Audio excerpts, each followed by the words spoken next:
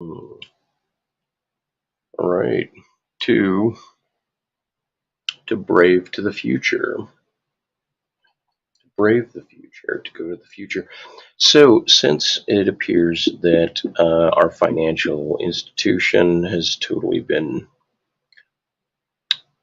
undergirded, ripped out, splatted out, I think this is just because I've been trying to file businesses and with the FEC and such that and their systems are often out of order lately, temporarily out of service for maintenance. The idea that the federal government itself is shutting down would be absurd.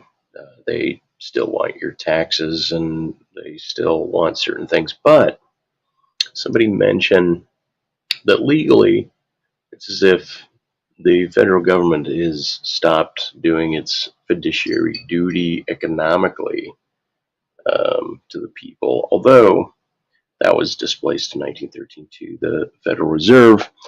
And the crisis that's unfolding now is that money is being sent to specific companies or maybe specific individuals globally in mass because they know that the U.S. petrodollar is done. It's just and we don't have the monopoly on it anymore. And we know that China is, in Congress with I guess Brazil and India even to make another exchange using another dollar to do large commodity exchanges like oil, and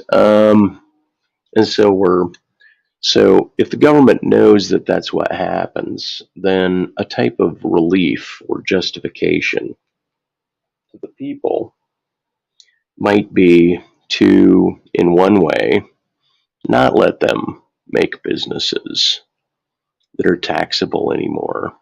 Not to withhold them from doing business, but just not to register. So that idea came to mind. It was more of a counterfactual speculation that just made me think of the idea of what it is that needs, in fact, to really be done. And at the same time, to also recognize that I don't know everything and I'm not in key roles as uh, Google doesn't know everything. Nobody knows anything or everything.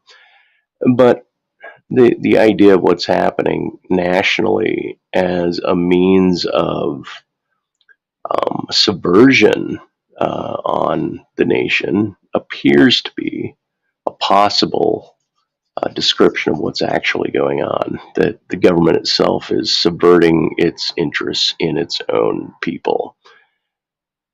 There was a clip of Biden saying, I don't care if you think that I'm Satan or the Antichrist, but I don't know what it was in reference to, and I'm not even certain it was, definitely said, although it looked like a real clip.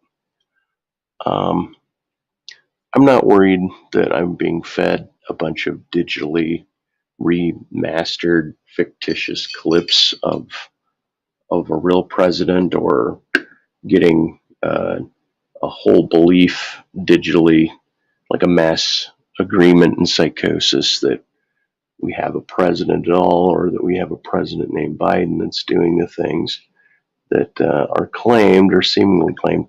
It seems apparent, though, to not have to speculate to that realm of being gaslit or duped and to accept at least one pragmatic level, and that is that this is what's happening, and then to accept my own eyes, accept the gas prices, accept the food wilting, accept the people saying, hey, this is, farmers saying, look, it's as far as mass consumption of food from last year, you guys are going to be in a pinch come August.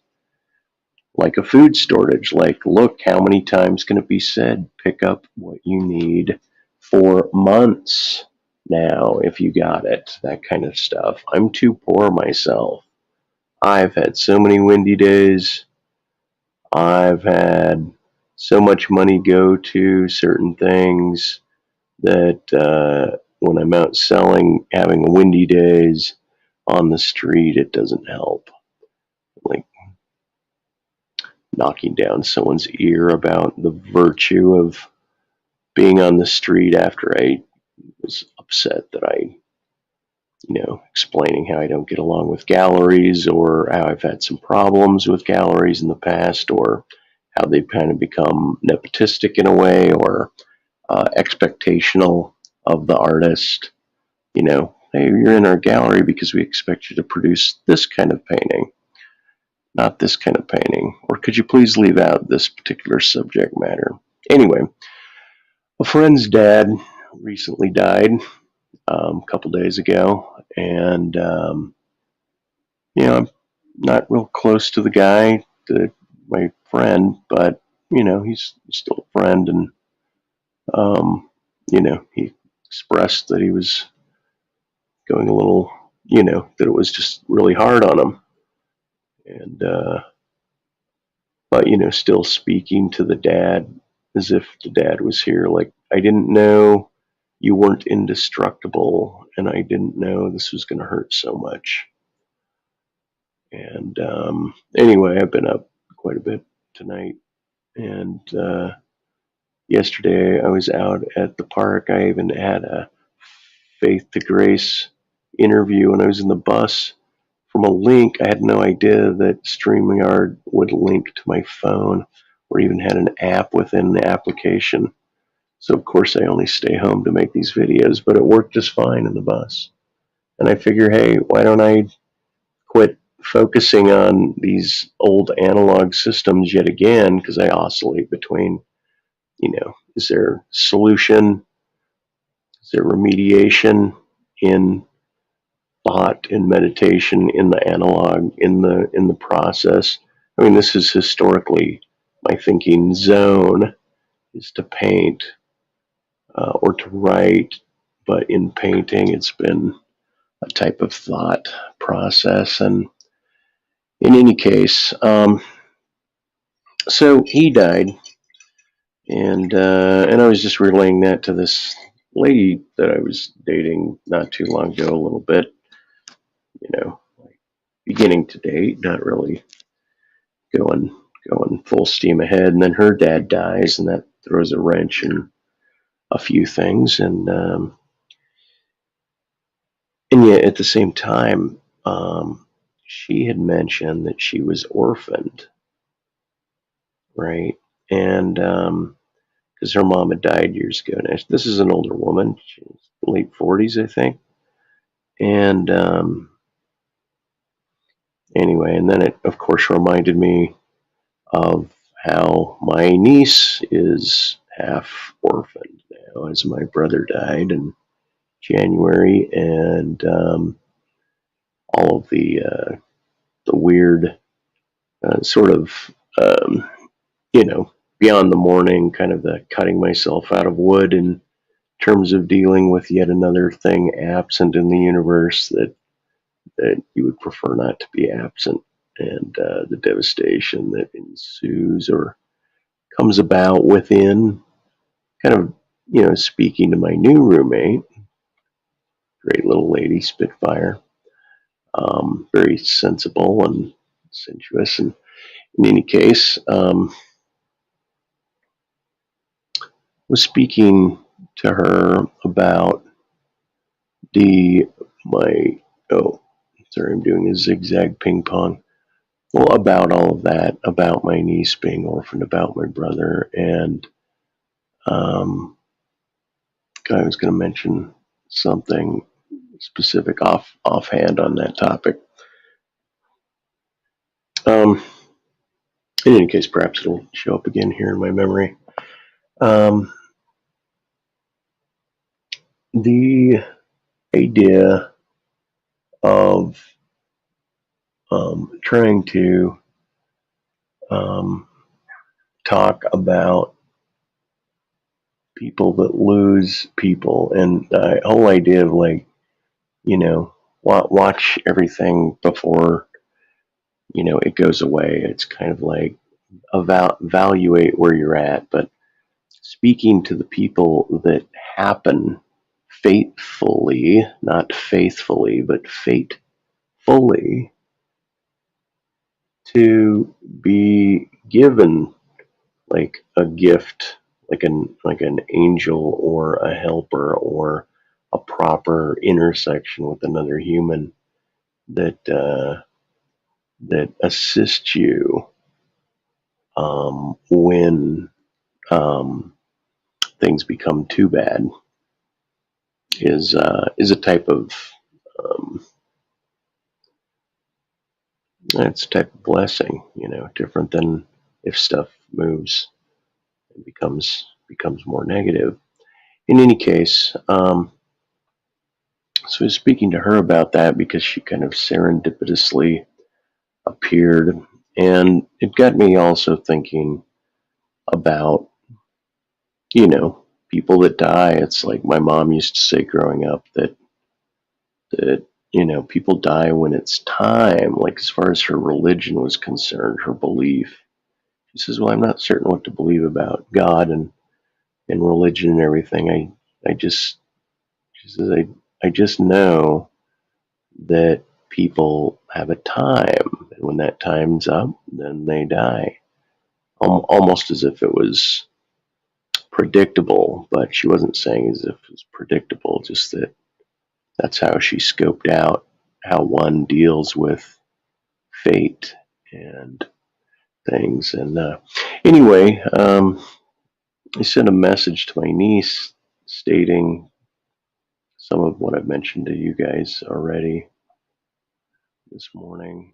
And because she's orphaned. And but there's also something, a half orphan. There's also something about feeling free, right? Free cognitive ability, the ability to bullshit, the ability to use education for conjecture in science and in philosophy, and to push one's freedom of thought levels forward instead of merely being extensive off of somebody else. You reflatten it, respread it, initially distribute, act like you're starting over instead of extending elsewhere. I thought my painting was done yesterday. And I was like, okay, I got this hand and it's pretty big, and this guy's the same size as this guy, but this guy's hand is really small. And I'm like, why keep that guy's hand small? And I'm like, because the gun's small and the reach, and then I came down here and I'm like, well, this lady's hand's small and she's closer to all of us, so it's this thing. But you go down here and the hands are bigger, and then these guys are farther away, but the hands are smaller. And I was just like, don't worry about that. Once again, like an analog mistake, because it's too difficult, not difficult to correct. You just can't go in there and map it out with a digital outline and just increase it. You have to pre-plot it. So I'd have to pre-plot it now that I'm viewing it as a little bit of an error, as opposed to, it's not really a bug and it's not a feature. And to be quite frankly, I'm getting really tired of people using the phrase feature and a bug. It's like, God, not everything is to be analyzed as to whether or not its intent is, as the feature of the item, is not, like every addition that somebody adds to some idea is not a bug because it doesn't line up with the intent or the feature of the content. So the thing is that there's people that knuckle down their mind on certain topics. I did with crypto, and jumped in and got into a bunch of programs, and even thought about building one. But I thought better of it. I thought, boy, I'd rather just run for president. And so that's when I thought how to brave what's going on when the federal government is defaulting on the faith of the people. And it does feel to me, not to become conspiratorial, but it seems as if there's even evidence or good reason to, put a couple of the puzzle pieces together as to saying, like, you know, tentatively, this next thing that I'll mention is more about, like, if the election wasn't stolen by Biden. I mean, if 2,000 mules and evidence of widespread ballot stuffing in key districts within states is like not the case. Okay, so presuming Biden got in, right, with no particularly nefarious background, buyouts or things, and he just happens to be the captain on the sinking ship, and so what he decides to do is fuck over all of the people on the ship and send a bunch of money to another country. And I believe it's a virtue war. I think money should go to them, but the reason why or how it is, like, our country's become, quite internationally bound for all sorts of resources and trades and things, because we're not utilizing our resources and encouraging our population to get to work for its own welfare. We're busy stuffing people in urban centers to rent to them, so that maybe, like Canada, we can drop, an electric internet company can start dropping business, and perhaps business access, like I've discovered locally or in the state of Utah, as well as on some of these federal sites, is conveniently temporary out of service. I'm sure there's a workaround. I'm sure they're not out of service. I'm sure that the networks are restored. I'm sure um, I'm just talking about like a catastrophic possibility. Catastrophically speaking, by the way, I'm not looking at my screen, guys. I'm playing with crayons on my left here. It just appears that if you take the narrative of, even if he got into office and there was no pre-existing pressure for Biden to do this, that the decisions relative to Russia and China, and it might be that he realized America's over leveraged, and so it's a last ditch effort to sell out our country and push its money all away, right? As opposed to simply just saying, look, we don't want this to get nuclear, but we're gonna jump into this war, and we're gonna tap down on Putin, right? We're either gonna do it or we're not gonna do it. But the idea of dumping, our treasury times, $30 trillion worth of debt, or the billions, the trillions that we've sent out, plus the supposed trillion a day being spent for the Green New Deal, which I guess ultimately it's a huge socialistic move to spend trillions on. Okay, give a lot of people solar panels on their house, right? Let's stop and just put the brakes on the gasoline, so that everyone panics and buys solar and gets solar and starts socking up. But it's devastating. Like, we're part of this huge collapse, this wave collapse, and in a quantum way, if all Zen fully reduces to the individual, you could blame yourself for all things that happen, right? Kind of like Robin Williams to Matt Damon in Good Will Hunting, when Matt, he's just hugging Matt, not with Matt saying anything, but he's just hugging him, saying, of course it's Matt Damon's script, but or Ben Affleck and his brother's script as well, but says, this isn't your fault. It's not your fault. Like, your dad beating you is not your fault, right?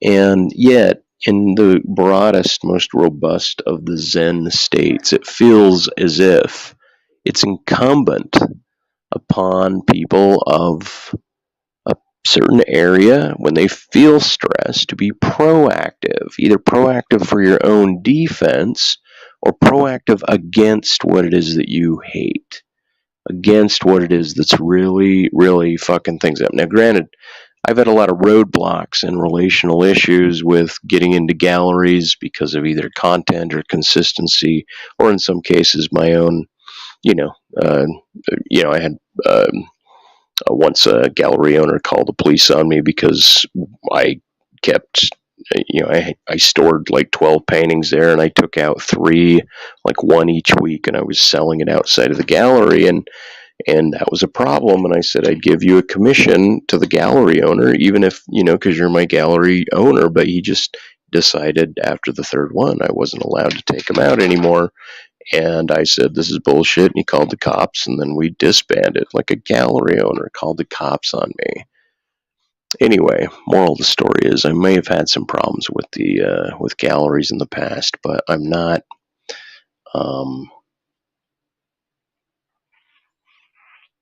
To me, my art career has been a series of like sensitive bumps. It hasn't been management, right? Attempting to manage. There's some people that think, that they're born leaders for whatever meritocratic or intelligentsia um, manner in which they believe their potential. And yet, to me, these are potentially rogue leaders. By rogue leaders, I mean, they haven't acquired a PhD in anything. They haven't proved themselves to the public. They may speak a good game and they may have done a few things, but it doesn't necessitate that they are or should be in a leadership position. Although it may, although it may. And so, in any case, I thought perhaps the center of my Zen soul, taking blame somehow for what's going on in the world, thought, well, I might have to make adjustments in my own world in order that the external world changes, as if I'm responsible for it. But I also thought what to do, right? And that what to do was, once again, run for president, put out policy positions. Policy positions. What would you change? Why would you change it? Is it the job of the president to do? Some of the changes I want to make are not of the job of the president, but we saw with Trump just what sort of influence he had. We saw with Yang and Tulsi Gabbard what sort of influence their presence, even on the stage, did to just kind of jar or scope or at least relay, a signal of a crisis, of, that the form structure of the nation is, as a legal structure, is being worked around at a federal level, right? And they broke their promises to us, right? They're not, I don't believe, truly looking after their constituency's welfare. It doesn't feel like it. And granted, if this is all for a big Green Deal and the consequences of the current generation's sting is to resolve some historic abandonment of care for the environment, I could understand a virtue like that. I really could. And I get that presidents and people have to make unilateral decisions that they're going to negatively affect some other group, right? Just based on how shit is put together. One thing to another. In any case, we're on international trade levels. We get goods and services. We don't manufacture at home, not to the degree that we do. We're a consumer, so we're busy mostly producing or importing items for consumption, mostly foods or media materials, digital materials. It kind of makes what I do a tiny little sliver of a micro fraction of something that might be culturally important, right? As far as a painter is concerned, right? But as far as a leader, as far as somebody that thinks like, hey, I would think I'm just approaching the problem different than Trump would. Trump's a businessman, a silver spoon guy, $1 million. He talks business, he wants business. The American economy needs business, certainly. I'm not anti business, but what the country needs more than business is a retooling of the laws that are on the books, cherry picking through the laws currently that are on the books and picking out and amplifying those and diminishing, if you will, other laws on the books, but still have laws on the books. And if the law isn't on the book, then encourage, kind of like Article 5 of the Constitution, the Convention of States business is available to us in a network environment. It's built for the states to network. It's built for the modern day, in my opinion, serendipitously, right? It just happens to fatefully be in play if people can network together to present amendments to Congress, force them to vote on congressional pay, force them to get money out of politics so that the representatives of supposedly the people are not there to be bought out or ingratiated. Make lobbying illegal. Make it illegal. Don't allow a corporation to buy out someone's decision. If they want to prove that they're really wealthy, it's not proved. You don't have to pay the politician off. And that's what lobbying is legalized bribery. And that's what's allowed the intelligent Defense Department to handily utilize terms of service or contract law with internet gurus to thwart entirely our limited, our protections within the amendment. So we're using contract law to trump and give up rights in mass, and then and they would have taken a lot of the data regardless, because the internet was built as a wartime response in case there were EMPs or blackouts in one location. They needed another network node to contain or be able to facilitate light transfers of information. And so,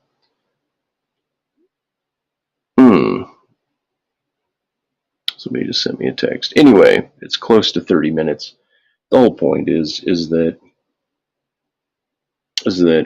we need to, in my opinion, quickly not generate a digital dollar that has no cash base.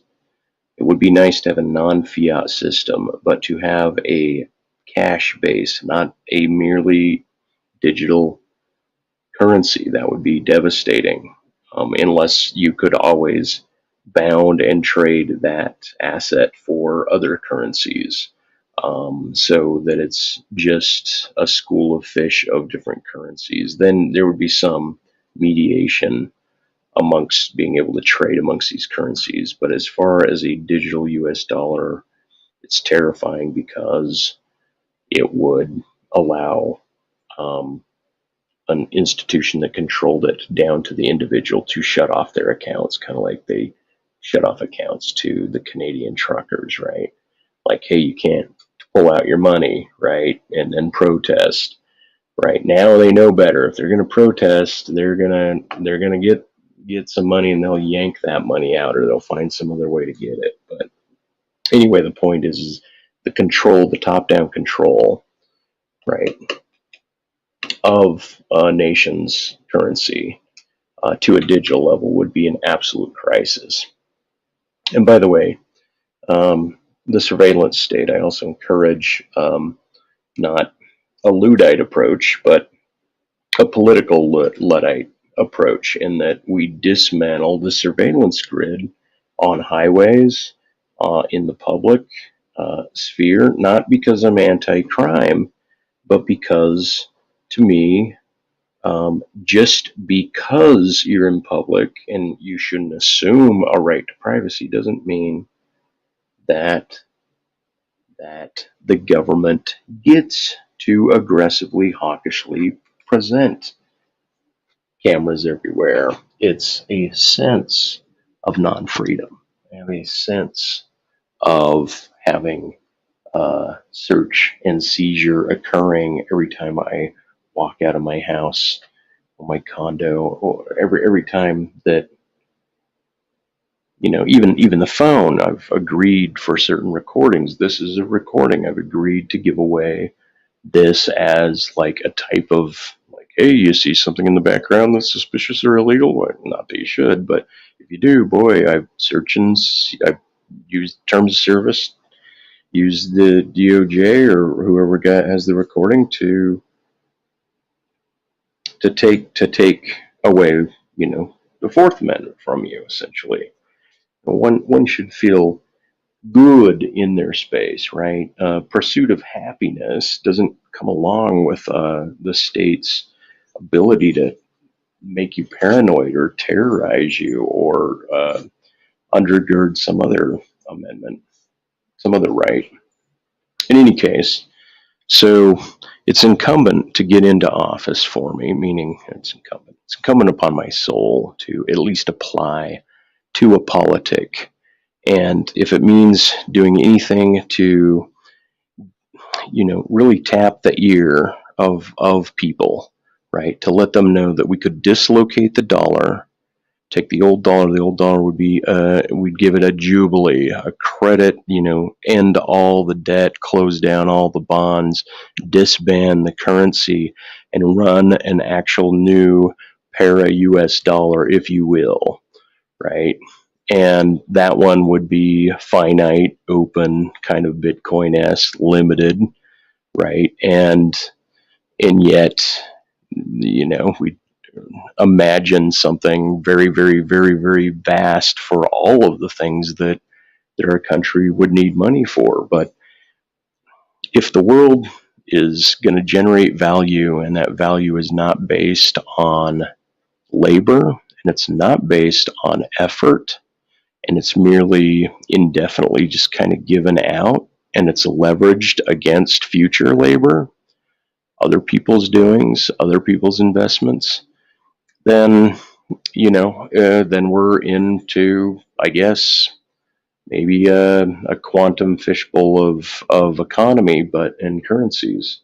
That might not make any sense to anyone listening, but anyway, the point is that if you can't stake the dollar, back into something even like a cash dollar, right, which is still fiat to fiat, digital to fiat, bank account number, bank account amount, digits to dollar. If you can't stack that, even after we've disbanded the stake between that actual dollar and as a treasury bond for gold, even though that's dislocated already, to dislocate it again is to open up, I think, to a type of totalitarianism. So the whole idea would be to jubilee this out, blockchain. You could do a parallel, like, blockchain, maybe like a QR code references every 100,000 cash dollars, right? So you wouldn't actually even have a record of where every individual dollar was. Each individual dollar would be QR coded to $100,000. Maybe it itself would have its own number on it, but that wouldn't be part of that QR code, right? If there's no anonymity to the trade of funds, then that gives people a sense that they're behaving differently. If they're now watched on what it is they want to buy, right? It becomes a different game. Once again, an intrusion to the prosperity and the soundness, the freedom of classical capitalistic trade and barter, right? I believe the government should take tax dollars and buy state representation. If the Congress held the purse, once again, then and got rid of the Fed, put the purse back in Congress, then the constituency would know what the finite value is. States would be able to lend states other money or outrightly grant it, right? or if you hadn't already reached the finite amount of dollars or weren't busy fractionalizing that finite amount of this new paracurrency idea, then meaning, and now I'm trying to just give you guys kind of the mold of what I think it would be like, right? But in other words, um, um, the taxpayer, the labor would be directly able to go to Congress if a state had issues or needed money. That's how Congress does their negotiations about money in their constituency, such that they're able to garner some form of relief in terms of finances. And I'm not saying that economy can't expand. I'm just saying that, like, you would have to develop still a transparent digital dollar. If there's anything hidden, any rerouting, any unknown um, corruption within the future digital dollar idea, then that just means that now your overlord can add money to your account and pull money to your account, shut off your employer's money, shut off your access to your own money, um, shut off the bank your employer does business with, something like that, like like Rogers, the internet going down up in Canada a day or two ago for several hours, shutting down like emails and bank accounts and phone service and works. That kind of digital hiccup, that kind of like we've seen it in crypto, where a lot of companies there is fraud, there is top down abuse, and they end up stealing, and people end up losing a lot of money as kind of part of the risk of getting into this crypto space now. So you wouldn't want, as much as I want there to be, if you will, the maintenance of an anonymity of where people are moving money. I think the idea of having a digital dollar that denotes 100,000 real material dollars is not a bad idea. And anyway, that one's just kind of a thought, but I sure wish that a president could have an executive order that disbanded the Fed and really truly did. Um, I, I don't want to say drain the swamp. I think it's like blow the dragons out, push the demons out. And Trump's a money hungry. He's only known and lived off of like the whole idea of uh, of money. And not once again, I'm not anti-capitalist. I like that people can enrich themselves. I just think that the indefinite trillions upon trillions of dollars, there's going to be a default, and China knows it, Russia knows it. They're already, we've failed the world. The Fed has failed the world, and it's for some sort of greed.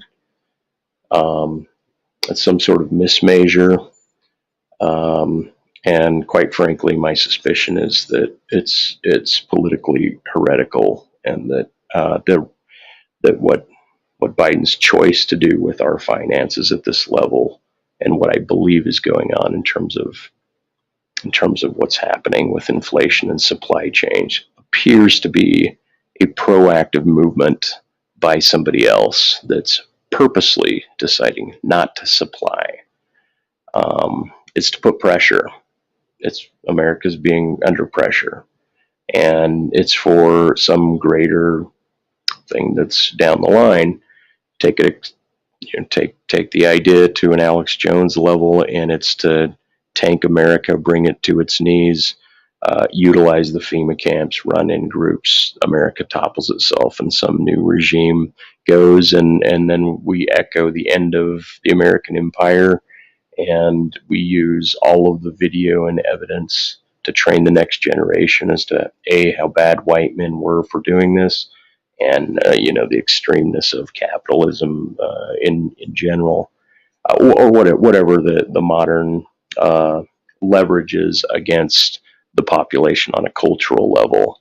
Use that as future education to gaslight the new totalitarian regime, unless perhaps we're in a one world optimistic Jetsons future, right? We supplant American values for Jetsons values. And, if the whole world is in harmony and in sync, and some benevolent AI controls the banking system, which I think is practically absurd. Um, if that's not the case, or until it is the case, we're in a world of hurt. And so that being said, it's just like, you don't go carry a sign, right? Like, if you're going to carry a sign and go protest, fine, go get it out of your system. But then what? Is you, if you're legal to do so, you write to a congressman, you spread words, you take some of your own energy, your own will, and you attempt to change the voting bloc or the legislature or whatever you believe the controlling systemic apparatus is, legal apparatus around you. And at the same time, you cannot disband, even jankily. You can make your police system janky, undergird the money from it. Yes, you can. I mean, we've done it, overexpend and so forth. But really, it comes down once again to an articulation of the minutia of the laws on a state, local, and federal level, municipal level, district level, territory level, um, reservation level. It's about getting into the details. We're intelligent enough. We think that legal structure is beyond us. I don't want to go read a history of all legal books or anything. And yet, at the same time, in order to exactly figure out all of the laws besides anti-lobbying laws, what does the population need, and quickly open that up to them. Preservation with progress. It is like a liberal conservative ability, and there's something in the center and not on the poles that needs to be picked from, such that something that's reminiscent of the idealism and the maintenance of our current legal system where we are is maintained. And then it really comes down to amendments and taking the spine of the body politic, or the constitution of our government, and like vertebrae in a spine, you yank out one vertebrae and you put in another. You make an anti-lobbying, no money exception. Congress people are states people that are representatives that will now only receive the money of the mean average of their constituency, unless that mean average doesn't allow them to eat, doesn't allow them to fly back and forth from Washington or travel to do their business. And they have to be in some, have to have a stipend for that if their constituency is lacking Arkansas, and Arkansas is a bunch full of redneck, sheep workers or whatever. And let's say that the mean constituency, the mean average of the income of an Arkansasian falls to $5 a day, then you'd have a stipend in there. But anyway, you just articulate everything in the amendment, and put the sections in the amendment, write the amendments, and then get people together to not caucus the amendment, to peer review, to retool, to re-add to a type of a maintenance that both people on the left, the Republican, and could come to the center and vote upon. Getting business, I think I maybe the blessing in disguise, maybe the silver lining of this, what's going on, will be a type of, Congress actually trying to realize, like, hey, even if we're greedy and I'm getting paid $400,000 or $200,000 a year, that's just enough to buy a loaf of bread down the street, right? Maybe the silver lining is that the people will finally feel what it's like to be poor, and they'll see that the virtue of government is not about self-aggrandizements.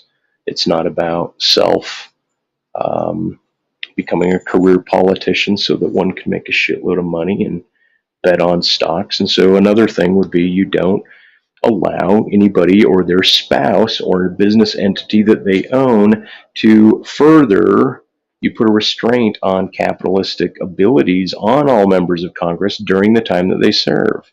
Your company cannot make a profit. Your husband cannot trade in the market. Your wife cannot invest in any stocks. You just lock where they're at when they enter. They can maintain that, but there's no further, nothing further, right? That's my thought until you leave office. And at that point, you can once again show a gain or an increase in your finances.